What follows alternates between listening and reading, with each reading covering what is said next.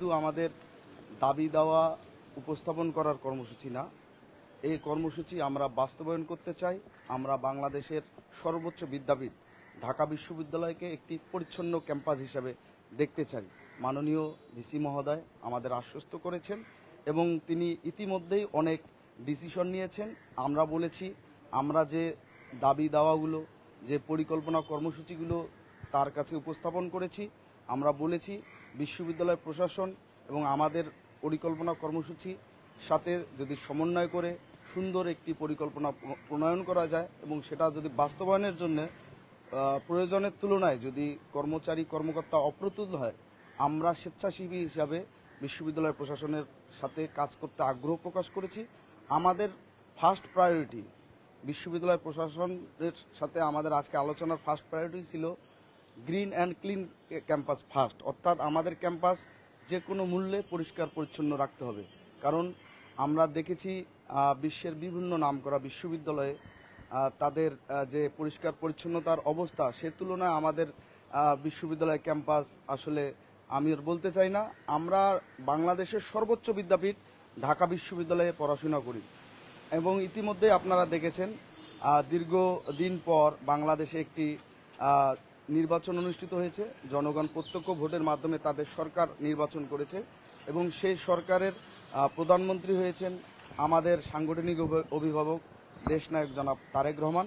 তিনি ইতিমধ্যেই ঢাকাকে সিটি সহ সারা বাংলাদেশের বিভিন্ন সিটি এবং দেশব্যাপী তিনি একটি পরিষ্কার পরিচ্ছন্নতা অভিযান শুরু করেছেন এবং তিনি নিজেও আপনি দেখে থাকবেন যে ঢাকা সিটি কর্পোরেশনে তিনি সময় বের করে তিনি একদিন ঢাকা সিটি কর্পোরেশনের যে প্রশাসক নিয়োগ করেছেন, তাদের সাথে তিনি ঘুরে ঘুরে ঢাকার বিভিন্ন রাস্তাঘাট, বিভিন্ন সিটির যে বর্জ্য নিষ্কাশন ব্যবস্থা সবকিছু তিনি তদারকি করছেন। এটা আমাদের অনুপ্রেরণা দিয়েছে যে আমরা বাংলাদেশের সর্বোচ্চ বিদ্যাপীঠে পড়ে আমরা যদি আমাদের প্রশাসনের সাথে সমন্বয় করে এবং শিক্ষার্থীদেরকে সচেতনতা বৃদ্ধি করে আমরা যদি আমাদের ঢাকা বিশ্ববিদ্যালয় ক্যাম্পাসকে পরিষ্কার পরিচ্ছন্ন করতে পারি, এটি বাংলাদেশের একটি রোল মডেল হবে। আপনারা জানেন ঢাকা বিশ্ববিদ্যালয় যখন যেটা করে পজিটিভলি, সেটা সারা বাংলাদেশের বিভিন্ন ক্যাম্পাসে ছড়িয়ে পড়ে।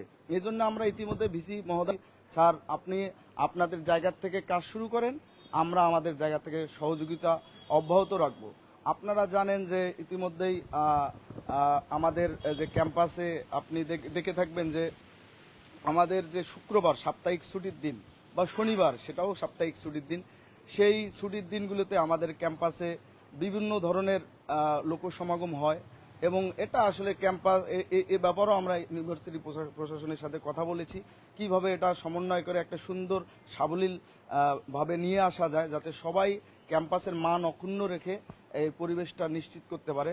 এবং ক্যাম্পাসের যে বিষয়টি আপনারা দেখে থাকবেন, ক্যাম্পাসের যে চায়ের দোকানগুলি, ইতিমধ্যে আমাদের সাধারণ সম্পাদক বলেছে যে আসলে প্লাস্টিক বর্জন বা নিষিদ্ধকরণ এটা একটা রাষ্ট্রীয় সিদ্ধান্তের ব্যাপার, কিন্তু আমরা যেহেতু বাংলাদেশের, আমি আবারও বলছি, আমরা যেহেতু বাংলাদেশের সর্বোচ্চ বিদ্যাপীঠে পড়ি, আমরা সচেতনতা বৃদ্ধি করতে পারি।